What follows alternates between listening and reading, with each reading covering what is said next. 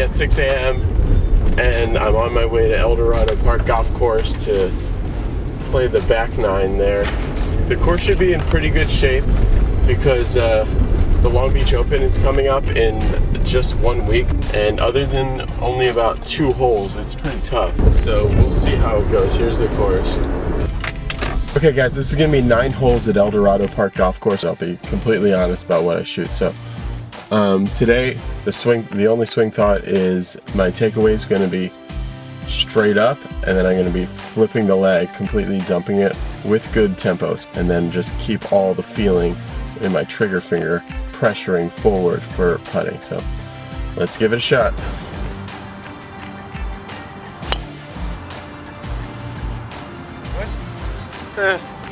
Right of the bunker.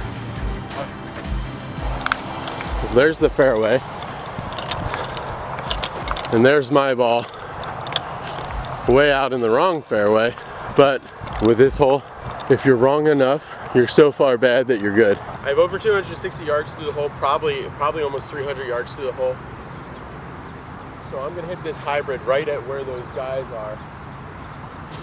I'm gonna whack this right at where they are now. That's gonna be just a point line over that tree, no leaves. Just trying to have good tempo.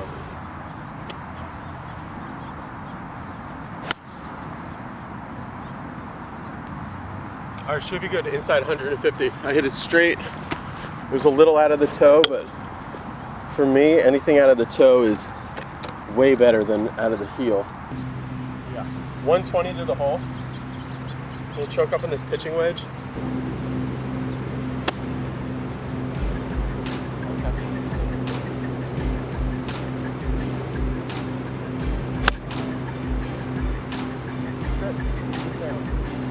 Oh, it got a great kick. It actually didn't need to sit down. It needed to get up just a little bit, and it did. So that's gonna be a birdie look from about what looks like 12 feet or something. Okay, it was closer than 12 or 15 feet. It's more like 7 or 8 feet.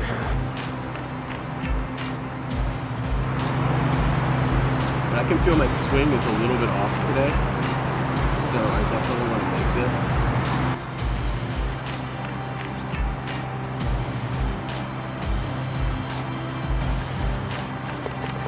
Very good.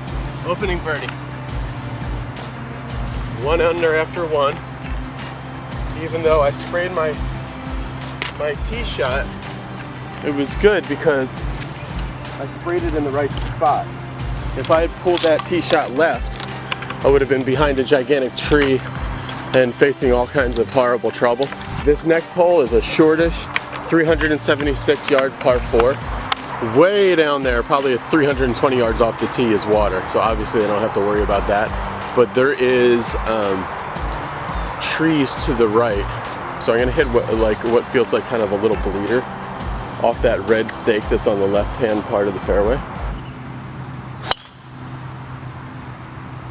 That's exactly what I want to do. All right, that was a perfect fade into the center. It's kind of like a Tom Lehman feel there as far as the bouncies up and down. I thought I hit a perfect drive. I cut it too much. There's the red stake I was aiming for to cut it off of, which I did, but I cut it here. Not terrible, but I'm gonna have some minor tree trouble.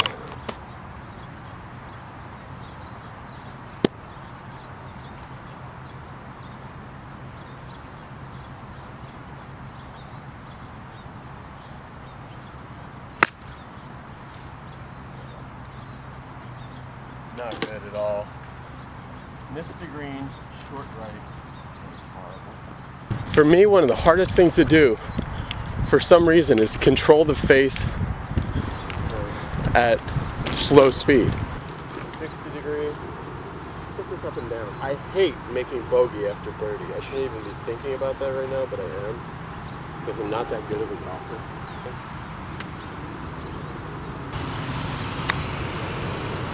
Fuck you.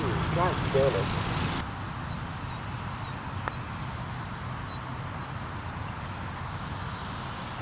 Alright, that was a complete waste of a shot. Chili dipping it there, or whatever I did.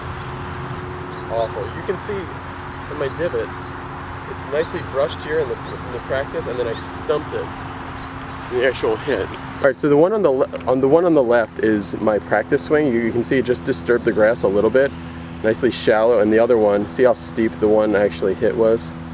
That's the reason I'm not a scratch player right now, because of shots like that around the green. The grain was growing into my club, and I thought about that, but the grass was wet, so the bounce was sliding through it nicely.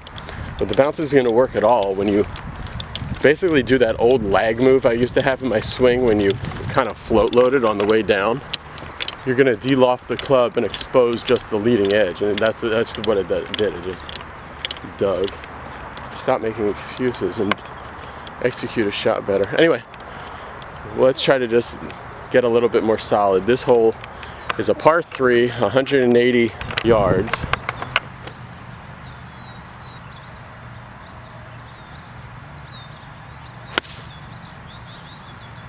I hit that one really solid. It pulled a little more than I wanted and then faded about as much as I wanted. So I'm pin high on the fringe on the left. I should be able to putt it. I don't even want to think about it. I think about numbers too often. I think like, this is for 4, this is for 2, this is for 3, this is for 6, which will make me 4 over, 1 over, 2 under, whatever. It's just numbers spinning in your head. It doesn't mean anything. But you have to do a good job of managing the thoughts that go through your head.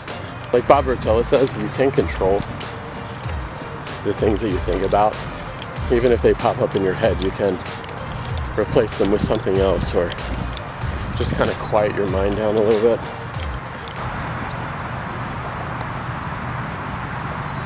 Again, overestimated how much the fringe was going to slow my ball down. I only had 2 feet of fringe, so it wasn't going to slow it down that much. Left myself a monster comebacker.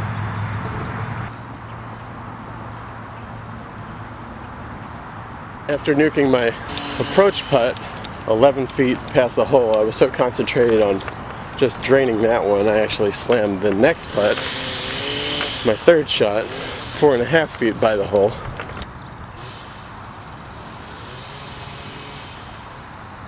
But luckily I didn't really make myself look stupid, and I made that putt. So that's a bogey, 1 over, 1 birdie, 2 bogeys. So I'm going to the 13th hole here, and this definitely is the hardest hole on this side.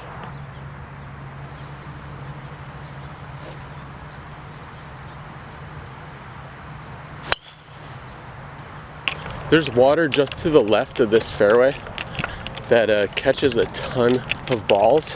So I aim just right of the water, because I never really like to aim at a spot that, if it goes straight, is going to be terrible, and faded it off of that. And I'm in the fairway on the right hand side of the fairway. There is an encroaching tree on the right hand side that I might have to play over a little bit, especially because it looks like the pin is short right.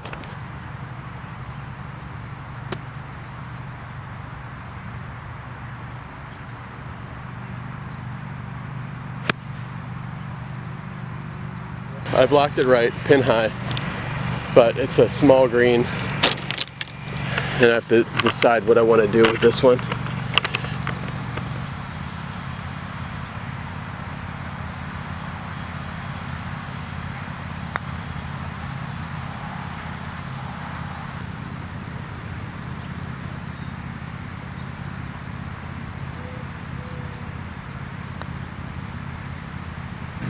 Over. I need to just spend an entire day, maybe an entire week of practice, just hitting touch shots around the green.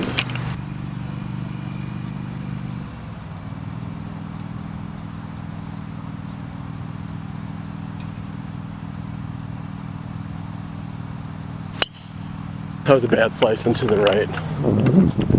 Taking an easy hole and making it hard. Another hallmark of a shitty golfer. Alright, it's an interesting debate in golf. So the debate is, do I work on my short game and try to get more of those shots that are in the vicinity of the green up and down? Or do I work on my long game and get those shots that are in the vicinity of the green to actually be on the green and have easier looks at birdie and par? Alright, this might not good. obviously it's better to do both. But for me, I think it's better to work on my long game, because if I have a really sharp short game, that's going to turn into birdies only on par 5s. Even if I have a tour quality short game, I'm only going to get it up and down 75% of the time and chip it in maybe 3% of the time. But if you're on the green, bogey's out of play and birdie becomes a possibility. Whereas if you're just in the vicinity of the green, even with a really sharp short game, birdie's a remote possibility and bogey is still a 25% possibility. So I will work on my short game, but I think if you look at the new analytics of golf, you'll see that proximity to the hole is really the secret sauce to what makes a great player. All right, that ball wasn't as far right as I thought. It possibly hit a tree and kicked down here in the right rough. Get up. Stay in the air. Oh my God. All right, I'm actually like 20 steps short of the green. That was incredibly fat.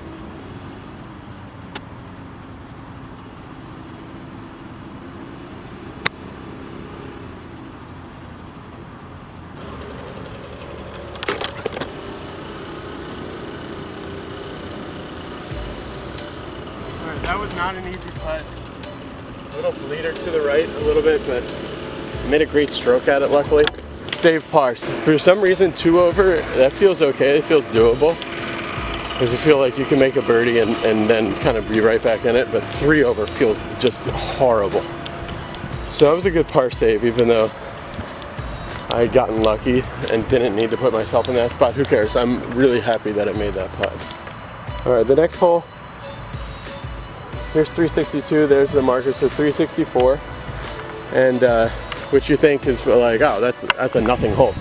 But it's a hard hole because you have trees that come in on the right-hand side of the fairway tight, and on the left-hand side of the fairway, a whole bowling alley of trees on the left as well.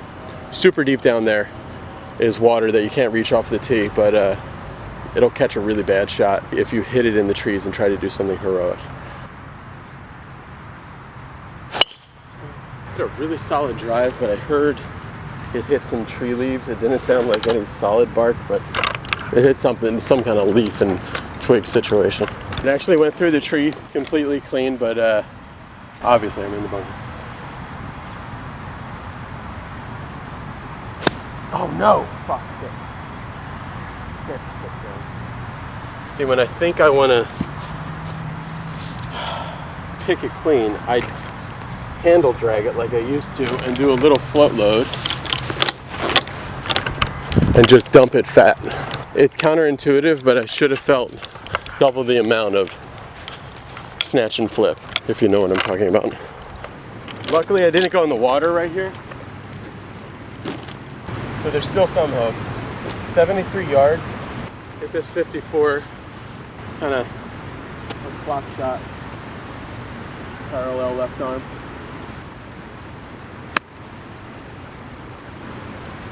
All right, I hit my distance, pulled it just a little left, and fell off balance, kind of like a Jeff Overton move there, but I hit it my distance. I'm gonna have 12 feet for par. All right, 5 steps, so 15 feet.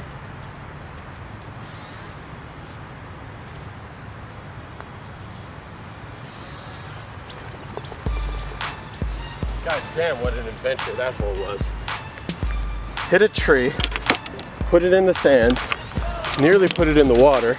That's why 1-putts are so amazing. I toyed the bolt shot and made it all the way around and in.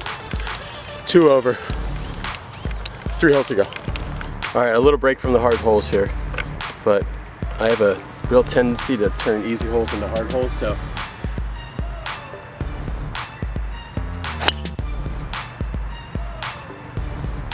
Get over there. All right, on the right.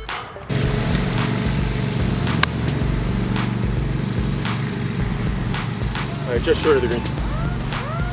I have 11 steps to the hole.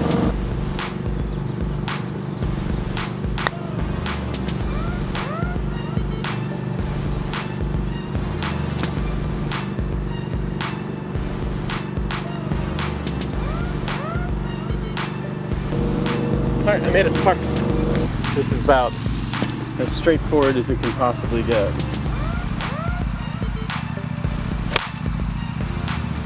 Oh, it's good. Pretty good. That was actually, I did what Monty's been teaching me to do and actually flipped at it and felt it.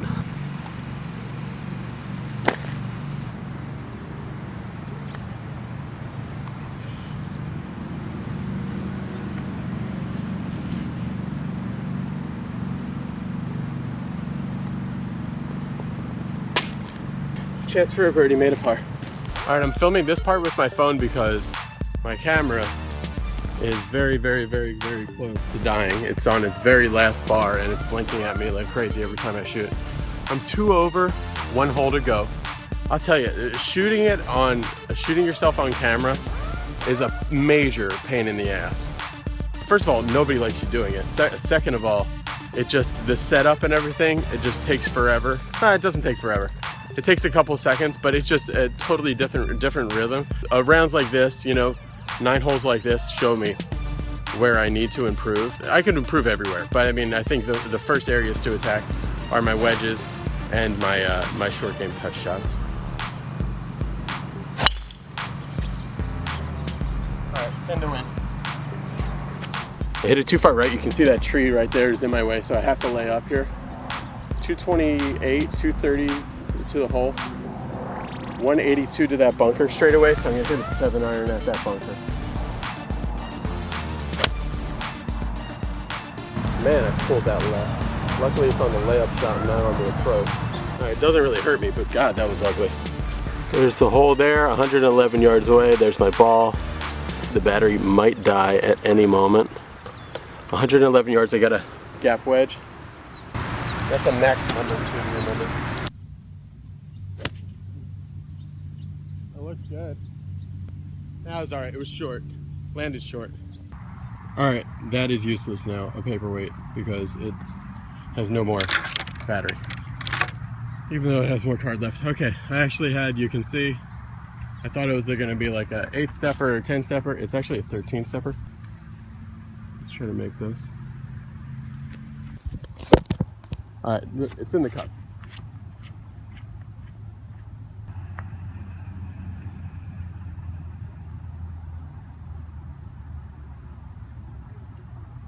That was a very adventurous 2 over par 38. Started with a birdie on the first hole, as I said, about 100 times, and then it was just an insane display of bad short game, followed by good putting, followed by, the encouraging part was the more I played and the more I got warmed up. I did start playing a little better, maybe with actually warming up and everything and not whatever excuses I brought to the course. Would have been better. And also a good tip is not to wear my glasses when I go to the course, because I feel like they're falling off my face constantly, and the depth perception, I used to play baseball, and when I wore my glasses playing baseball, I would never hit well. Thanks a lot for watching. I hope you guys enjoyed this or learned something. I don't know what exactly you're going to learn from that, but I think it'll be fun to watch. If you're wondering why I'm playing alone, it's because it's insanely annoying to get people to commit to playing golf. Not only to commit normally to playing golf because people are crazy flakes, but to get people to commit to playing golf on camera is very hard. So if you're interested in playing golf with me and you want to play for some money, very little bit of money, you can just message me through Google Plus or whatever, or YouTube. Alright, so like and subscribe to everything. Thanks for watching Be Better Golf. Later.